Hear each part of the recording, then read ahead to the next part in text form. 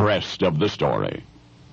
Thomas Jefferson called him the wisest man of his generation. Patrick Henry called him the greatest statesman I ever knew. He was one of George Washington's oldest, closest friends. In fact, if you'd taken a popularity poll among the patriots of our American Revolution, this one gentleman would probably have received as many votes as any. The Patriot's Patriot was born in Fairfax County, Virginia, became a member of the Virginia House of Burgesses in 1759. He was the author of the so-called Fairfax Resolves, which called for the establishment of a colonial congress and a trade boycott against England. Can you guess who this man is? I'm betting you can't. Though he drafted our first Bill of Rights. This was the Virginia Declaration of Rights, a notable part of the 1776 Virginia Constitution. It begins, all men are by nature equally free and independent, have certain inherent rights of which, when they enter into a state of society, they cannot by any compact deprive or divest their posterity, namely the enjoyment of life and liberty, which means acquiring and possessing property, pursuing and obtaining happiness and safety. These were concepts which generations of patriots to come would cherish, and they began with this one man.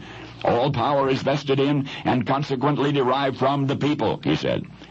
12 years prior to the Bill of Rights, for which James Madison would claim credit, the Patriot's Patriot in his Virginia Declaration of Rights wrote, excessive bail ought not be required. He was a statesman in the most profound sense of the term. Nothing came before his country's welfare. He was among the 5 most frequent speakers in the debates at Philadelphia.